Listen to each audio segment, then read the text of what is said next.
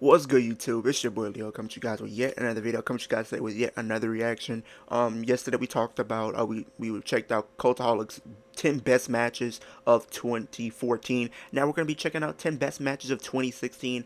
I think a lot of people can say kind of looks at 2016 as it's like almost like a revolutionary type of year, like where it kind of just was rejuvenated. To an extent, you can say that. And if you look at SmackDown was very impressive around that time. I mean, it kind of just seemed like a new type of resurgence. We seen so 2016 was an interesting year just because of the stuff that we got during the year 2016. We had that classic match over for NXT between Shinsuke Nakamura and Sami Zayn.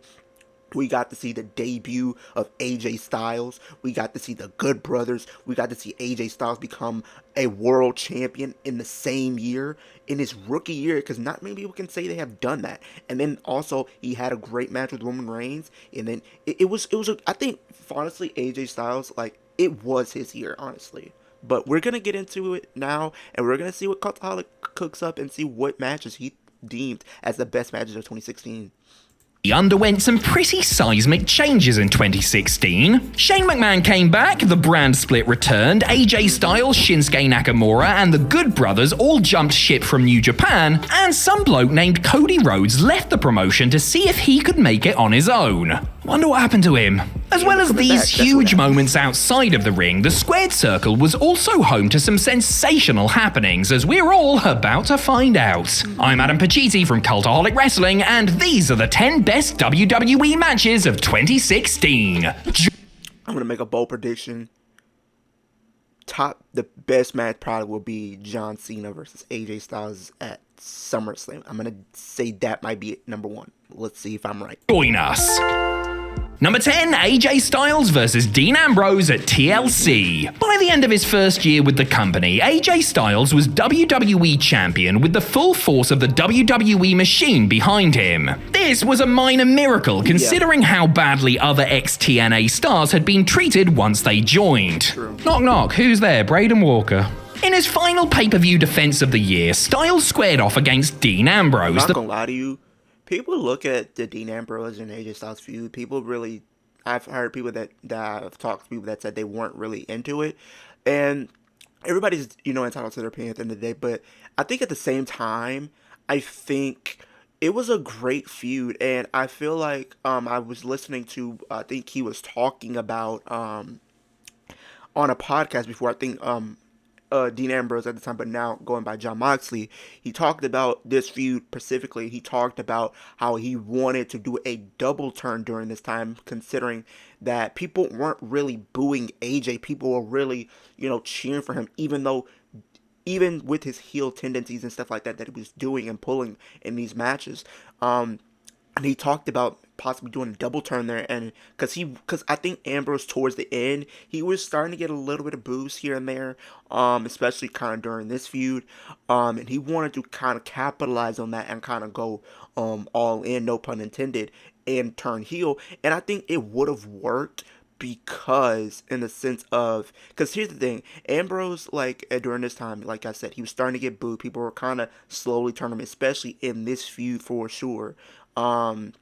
But I wish they kind of would have been capitalized on that, because I think it could have been something special. And the promos that they were having around this time, especially how Ambrose was pretty much talking to AJ during these promos, I think it would have worked just because it was already kind of being slowly teased during that time. The man he had taken the title from in a TLC match at the pay-per-view of the same name. A guy who loves to fly versus a guy who loves to hurt himself in a match full of weapons, sign me up. AJ and Ambrose had built up quite the rapport over the months leading into this match, and this very much felt like the culmination of a long-running story. There were crazy spots out the wazoo, including a mad 450 splash from AJ to Dean through a table outside the ring, and it looked like Ambrose was gonna win the belt back until he was stopped by James Ellsworth. And that's the only thing I didn't like about it. I think they didn't necessarily, and it kind of just came off as like, why it was just like a big like note for me. Like, I think the match was good, but I think the ending kind of ruined it in a way. And considering like that I think before this pay-per-view even happened, we seen AJ literally beat the crap out of this guy and send him packing.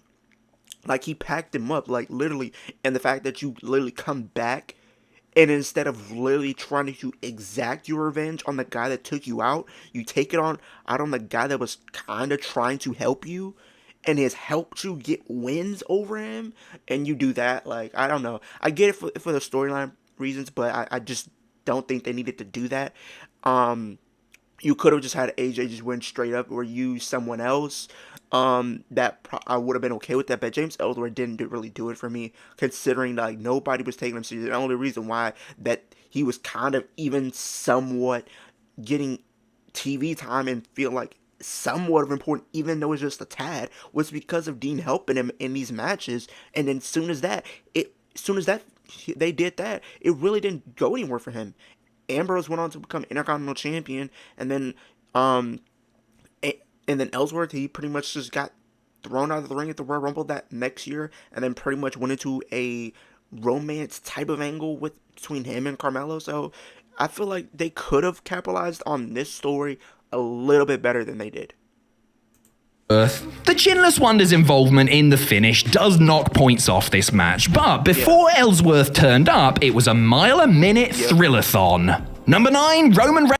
Summer's here, and so too are its many challenges. Heat that won't quit, hammocks that won't Reigns versus AJ Styles at Extreme Rules. Before he beats one former Shield member for the WWE title, Styles was challenging for it against another. He faced off against Roman Reigns in 2 matches following the Big Dog's big win at WrestleMania 32, with the best of the pair coming at Extreme Rules. Styles had helped Reigns to one of his best matches ever the previous month, and now, with all sorts of plunder to play with, the pair had the chance to go one better. They made great use of the no... Here's the thing. A lot of people, when AJ came into the company, had doubts about his booking, knowing that the history of people coming over from TNA and trying to make a name for themselves in WWE pretty much never really amounted to anything big. But I think with AJ, he kind of was able to break the mold of that and show everybody that you can come from a different company and also find success in your career. So I think he kind of started that, in my personal opinion, for sure. And then, like, if you look at his rookie year, he had one of the best rookie years of all time. You can comment, you can debate me on that, whatever you want to do. You can let me know in the comment section down below if I'm talking crazy, but as far as I'm concerned, he's had the best rookie year of all time for somebody coming over from a different company and finding success. DQ stipulation, brawling in the ring, around the arena, even into the bit where they host the kickoff show. Get out of there, Booker T. Add some run-ins from the Usos and the Good Brothers, and you've got yourself a recipe for one dramatic main event. Reigns might have retained, which fans weren't 100% thrilled about, but Styles now had another great pay-per-view title match under his belt, which no doubt played a part in his rise to the top later in the year. Also, the aftermath of this match saw the surprise return of Seth Rollins, which set up another encounter we'll get to in just a little bit. Number 8, Kota Ibushi versus Cedric Alexander in the Cruiser. I'm also happy that they're putting a little bit of emphasis on the Cruiserweight Classic. I know a lot of people didn't watch, but if you guys haven't watched this match from the Cruiserweight Classic, if you go watch this match, they absolutely killed it. I was tuned in. I was very invested to see how this Cruiserweight Classic how it was going to play out and stuff like that. And it pretty much helped launch the 205 Live show and everything like that. And this match was probably one of my favorite matches of the entire year. And it wasn't even on Raw, SmackDown, or NXT. This right here is one of the best matches they put on that entire year. I hope that we do get to see this happen at some point down the line, whether that's in WWE, AEW, New Japan. We need this match again. Cruiserweight Classic. So it was a tough call whether or not to include the Cruiserweight Classic on this list. It was a WWE branded tournament, yes, but it felt very separate from the rest of the programming, largely because a majority of the names involved weren't even signed with the promotion. However, there was one match from this excellent series that we simply had to talk about. In a round of 16 match that aired on August 10th, American wrestler Cedric Alexander took on Japanese sensation and one of the tournament favourites, Kota Ibushi. Alexander had but a fraction of Ibushi's star power, but by the end of the night, everybody knew his name. These two pulled out all the stops, hitting all the big athletic moves, showing off the dramatic. And it sucked at the same time because when you look at this match, you're wondering, like, how could the WWE not capitalize on that and really, like, you know, put him on NXT and let him go through the ranks of NXT. Like, maybe I think at the time they haven't brought in the North American title, but they did have the NXT Championship and Tag Team title, so you could have literally had his rise through NXT, possibly winning the NXT Championship, and then maybe going through the main roster and letting him hold some mid-card titles before potentially giving him a world title run at some point. But it just sucked. Like, the only thing that he's known for is, like, the stuff that he did during 205 Live being Cruiserweight Champion, and then going on to be a part of the Hurt Business, holding the tag team titles for a short period of time, and then pretty much holding the 24/7 title pretty much after that. But now that he is in NXT, hopefully they do give him a lot of time and shine and allow him to really just be himself. Facial expressions and driving the CWC crowd into a frenzy. Over the course of 15 exhilarating minutes, the audience just fell in love with this pair, especially Cedric though, who won their hearts as the valiant underdog. Ibushi might have scored the pin, but chants of "please sign Cedric" made it clear that the other man in the match was also a winner in the eyes of the fans and helped him earn a WWE contract proper. Number 7, Dean Ambrose versus Kevin Owens at Royal Rumble. Back to the main roster. Now, I'm not gonna lie to you guys. A lot of people, and like I said earlier, AJ, this was his year, but this was also Dean Ambrose's year too, because he was having some banger matches outside of the one he had at WrestleMania with Brock Lesnar, of course. But everything else, he was having some solid to great high-profile matches. The match that he had with Kevin Owens for the Intercontinental Championship, Last Man Standing, great. Like, go back and watch that match. I think Royal Rumble didn't really play out a lot of in Dean Ambrose's flavor, because he did go on to the Royal Rumble, which he was the runner-up.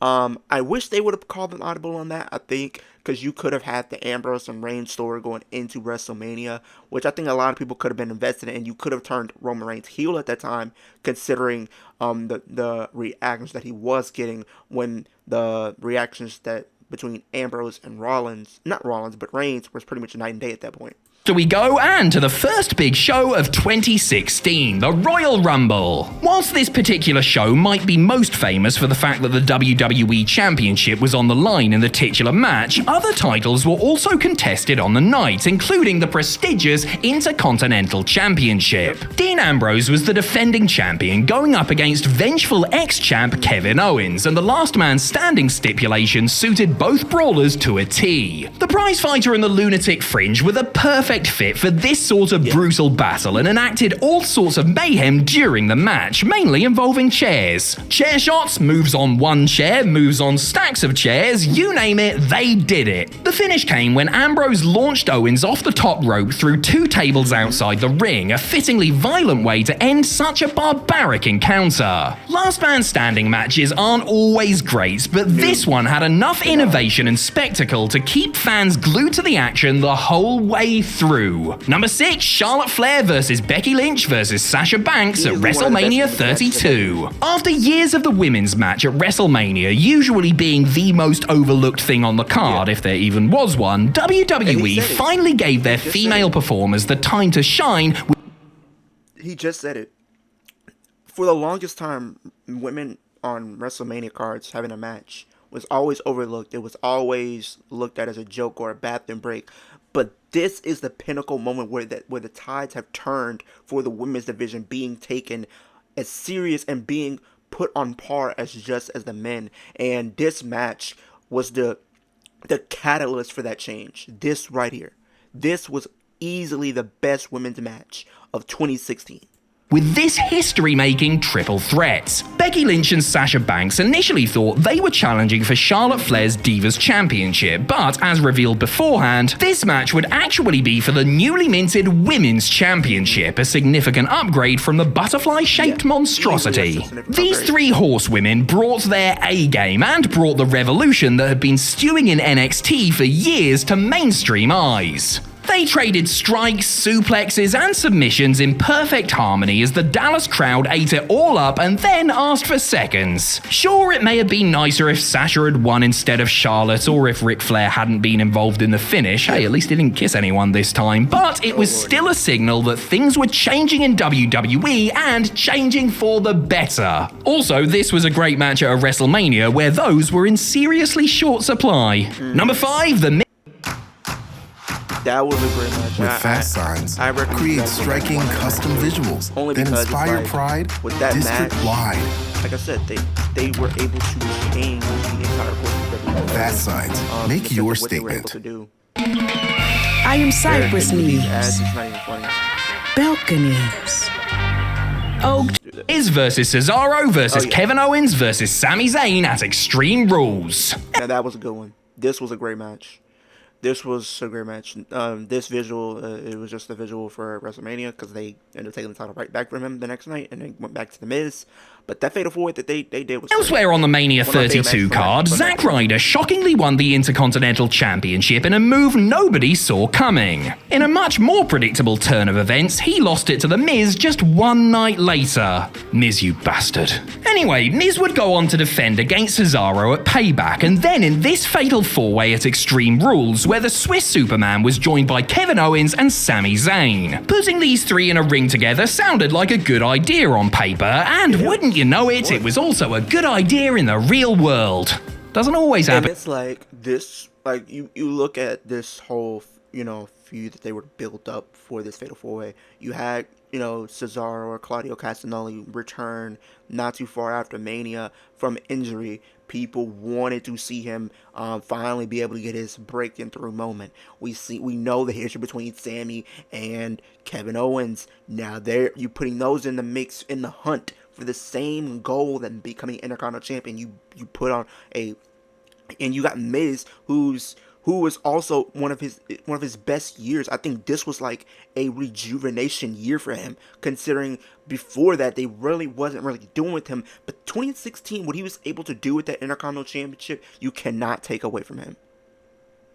The former Ring of Honor lads all show why they were in contention for most underrated WWE wrestler by seemingly stringing moves together across this 20-minute clash. As for The Miz, he played his part to perfection, sneaking around between the big spots to pick the bones like the smug little vulture he was. This strategy paid off in the end as the Awesome One pinned Cesaro to hold on to his shiny belt buckle, bringing to a close one of the best four-way matches in WWE history. Number 4, Roman Reigns versus Seth Rollins at Money in the Bank. I told you we'd get to Seth Rollins coming back. I mean, do I need to say anything else? This match, like this whole setup, really kind of changed the course of WWE kind of going forward because what you were able to do that night.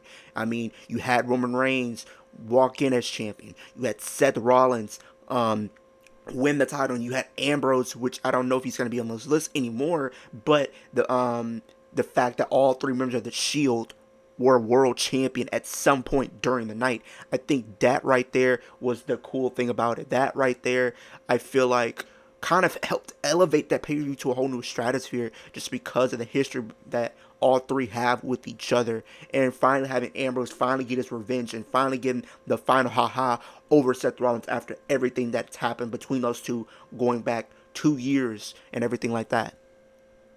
From injury. After jumping Reigns at the end of Extreme Rules, Rollins challenged his old buddy for the title at Money in the Bank. This would be Seth's first televised match since he blew out his knee the year before, and fans naturally wondered if time away from the ring had affected the Architect's abilities. Pretty soon, nobody was wondering that anymore. Reigns versus Rollins had that intangible big fight feel about it, like this was a moment in time that simply had to be watched live. The two former faction buddies just meshed perfectly with one another, building to an ending sequence that was absolutely awe-inspiring. Comment down below, how would you guys feel if we do get another Roman Reigns Seth Rollins feud? I feel like when you look at their feuds, they always have been great, in the story and the mind games that they use on each other, I think really helps elevate as well. Considering like Every time we see these two fight, it's always Seth Rollins doing something to get the upper edge over Roman Reigns. We see it time and time again. We've seen it this past year when Roman had Cody Rhodes in position to retain his title, but he had to make a choice.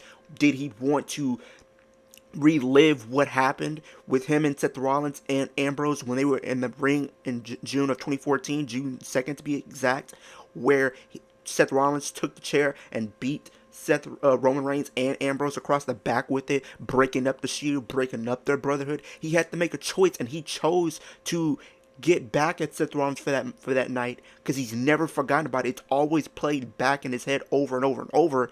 And who's to say that wasn't the moment that helped, that kind of catapulted Roman Reigns to being the tribal chief and everything like that. So you could kind of say Seth Rollins kind of played a huge factor in the character arc of Roman Reigns. So who's to say we don't get this match at some point, and maybe we can have a heel Seth Rollins versus a new babyface Roman Reigns.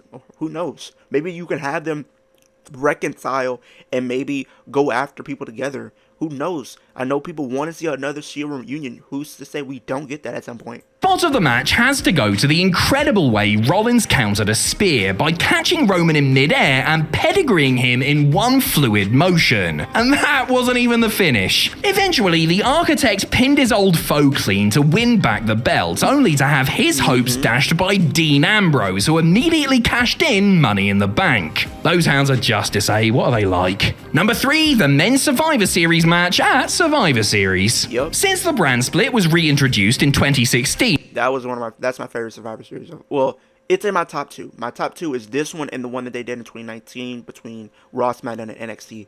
That meant that Survivor Series could now be used for brand warfare. Hooray! That was the best. Before it became a dull parody though. of itself, this concept was actually treated pretty well, especially in the traditional 5-on-5 men's match that went down in 2016. On Raw's side, you had Kevin Owens, Chris Jericho, Roman Reigns, Seth Rollins, and Braun Strowman. For SmackDown, there was AJ Styles, Dean Ambrose, Bray Wyatt, Randy Orton, and Shane McMahon. Now that is a lineup, give or take Shane McMahon. Not only was there great wrestling between the two teams, there was also infighting on both sides, with Ambrose turning on his rival Styles and rejoining Rollins and Reigns to give him a Shield-style powerbomb through the announce desk. Wyatt got to interact with Strowman for the first time since they had been in the same stable. There was also great character work from Owens and Jericho, and Reigns speared Shane McMahon out of midair so hard he momentarily thought he was Stephanie. This jumbo-sized battle earned every single one of its 53 minutes, and it's easily much better than any of the other rubbish Survivor Series matches from the next few years. Number 2, Sami Zayn versus Kevin Owens at Battleground. Kevin Owens and Sami Zayn never...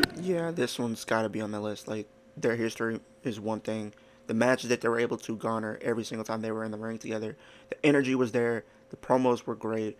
I mean, the story from going back to NXT, Kevin Owens turning on him, I think it kind of changed both of their careers forever, even though they have found their way back to each other down the line and stuff like that. I think it's one of those things, and you look at it, like he said, it's a battleground, and we know, like, these B-level pay-per-views, there's not really to expect, but when you have stuff like that, it gives the fans something to look forward to. Got to finish their story in NXT thanks to Zayn getting injured, which is why it was somewhat disappointing when their first match on the main roster was a throwaway piece of card filler at Payback 2016. Thankfully though, the sequel would be much better. At Battleground, Zayn and Owens had the match many expected them to have down in developmental, a tight, soulful affair that showed off the many years of chemistry these two had cultivated in NXT, Ring of Honor, and beyond. Even if you knew nothing about these two and their history, the work they did in the ring was more than enough to get you invested. They played their roles perfectly, Owens as the nefarious baddie and Zayn as the valiant hero that fans were desperate to see get the victory. And that is exactly what happened when Zayn nailed his rival with a haluva kick that should have been the end of the match, only to then look down at his former friend and hit a second kick to emphatically win the day. This finish was, as the kids these days say, a motion picture. Number 1, AJ Styles versus John Cena at SummerSlam.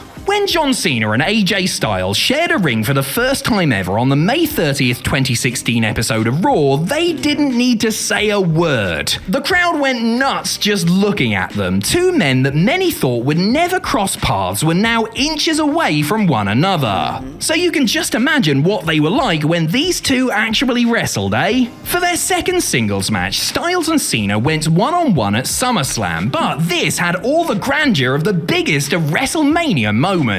All their recent history in WWE, plus their own individual legacies, came to the boil, resulting in a seismic atmosphere that was more than met by the action. This was like Zeus facing off against Atlas, and that's Zeus the Greek god, by the way, not Zeus the 80s wrestler, and not Tony Atlas either. Anyway, that face Cena pulled when AJ kicked out of a top rope AA sums everything up perfectly. This was a match people simply could not believe was happening, and it blew away even the loftiest of expectations. And what's more, AJ won! He beat John Cena! Hardly anybody does that. Praise be to almighty Zeus, and that time Yeah, man, I mean, like, that was literally the best match that they had all year. I mean, like, when you look at when AJ came to WWE, I think a lot of people can agree that the biggest match that they could have had him do that year was between him and John Cena, and they did.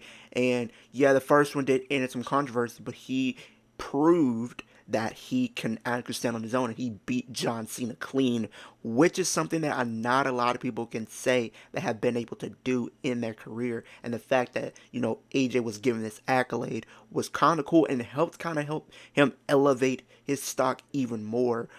Just getting a big win like that when he came in, feuding with the likes of Chris Jericho, the likes of Roman Reigns and John Cena, who are looked at as their biggest stars of all time.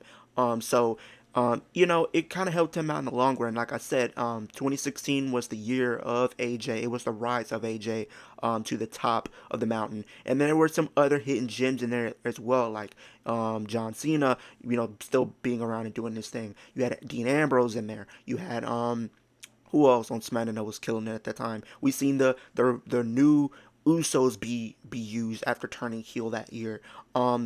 We seen Finn Balor over on Raw beat Roman Reigns and Seth Rollins, become Universal Champion. So there were some hidden gems in 2016, and forgot to mention The Miz as Intercontinental Champion was another hidden gem. 2016 was a year of a triumph for a lot of people, and a year of a lot of hidden gems in the company. So I will look back at it as one of my more memorable years and stuff like that. But comment down below, let me know what are some of your favorite matches from 2016. If they were on this list, or if they weren't on this list, let me know in the comment section down below. I would love to hear what you guys have to say. Road to 300 subscribers, but the ultimate goal is 10K, like I said in every video. When I do hit that milestone, I will do a giveaway with one of my lucky subscribers who will have the opportunity to win a WWE Championship from WWE Shop. So if you want to have the opportunity to be a part of that, subscribe to the channel. It's absolutely free. You can always change your mind in the future, but why would you want to do that? Trying to give you guys daily wrestling content. The grind does not stop. Super kick that like button. It helps my channel gets pushed across the platform so more people can see what I'm doing over on YouTube.